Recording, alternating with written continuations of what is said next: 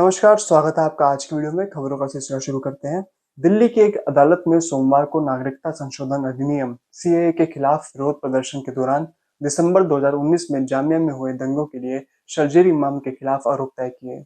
अतिरिक्त सत्य न्यायाधीश विशाल सिंह ने कहा कि इमाम उस साजिश का हिस्सा था, मास्टरमाइंड था, जिसके कारण 15 दिसंबर 2019 को विरोध प्रदर्शन के दौरान बड़े पैमाने पर दंगे, आगजनी और हिंसा हुई।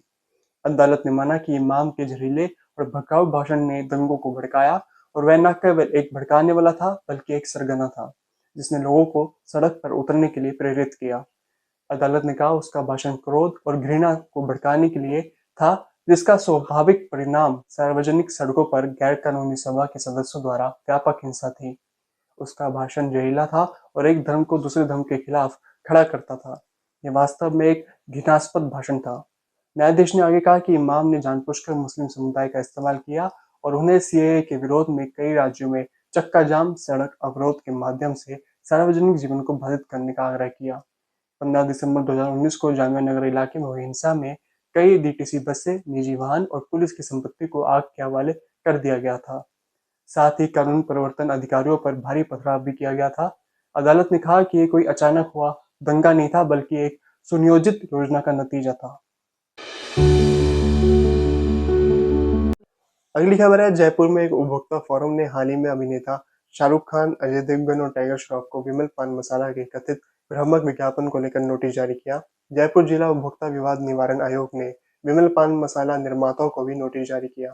अध्यक्ष KRC लाल मीणा और सदस्य हेमलता अग्रवाल की सदस्यता वाले आयोग ने उन्हें 19 मार्च को व्यक्तिगत रूप से या किसी प्रतिनिधि के माध्यम से उपस्थित होने के लिए बुलाया है, ताकि विज्ञापन में किए गए इस दावे के बारे में चिंताओं का जवाब दिया जा सके कि उत्पाद के प्रत्येक दाने में केसर है। ये मामला तब शुरू हुआ जब अधिवक्ता योगेंद्र सिंह बडियाल ने शिकायत दर्ज कराई कि विमल पान मसाला विज्ञापन में गलत तरीके से दावा किया गया कि उत्पाद में केसर है, जबकि दोनों के बीच कीमत की काफी अंतर है। अगली खबर है, सर्वोच्च न्यायालय ने हाल ही में जम्मू कश्मीर सरकार के आचरण पर नाराजगी व्यक्त की, क्योंकि उन्होंने 2007 में जारी उच्च न्यायालय के निर्देश के बावजूद 16 वर्ष से अधिक समय से कुछ दैनिक वेतन भोगी कर्मचारियों की सेवा को नियमित करने के उच्च न्यायालय के निर्देश का पालन नहीं किया।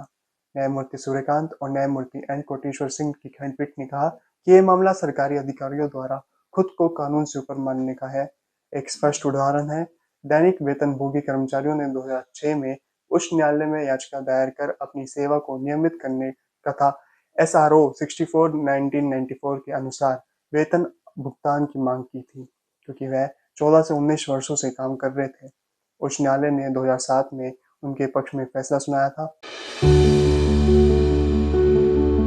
अगली खबर है, दिल्ली उच्च न्यायालय ने सोमवार को आम आदमी पार्टी के नेता सोमनाथ भारती की उस याचिका को खारिज कर दिया जिसमें उन्होंने भारतीय जनता पार्टी के सांसद बांसुरी स्वराज के खिलाफ लोकसभा चुनाव को चुनौती देने वाली अपनी याचिका में उनके लिखित बयान का जवाब देने के लिए देरी से रिप्लाई दाखिल करने की अनुमति मांगी थी। भारती ने तर्क दिया कि उन्हें स्वराज का लिखित बयान नहीं दिया गया और हाल ही में संपन्न दिल्ली विधानसभा चुनावों में व्यस्त होने को उन्होंने देरी का कारण बताया। हालांकि उन्होंने ये भी स्वीकार किया कि वह स्वराज के वकील से समय पर संपर्क नहीं कर पाए। इसके परिणाम स्वरूप न्यायमूर्ति अनिल दयाल ने उनकी व्याख्या को खारिज कर दिया। अदालत ने टिप्पणी की, ये कोई पोस्ट ऑफिस नहीं है, अदालत का काम ऐसा नहीं है, न्यायिक समय की बर्बादी हो रही है। हम सिर्फ इस मामले में नहीं बल्कि सभी मामलों में संस्कृति में बदलाव की उम्मीद कर रहे हैं। मिलते हैं आपसे अगली वीडियो में कुछ और अहम खबरों के साथ। तब तक के लिए आप देखते रहे द लॉर्ड वॉइस।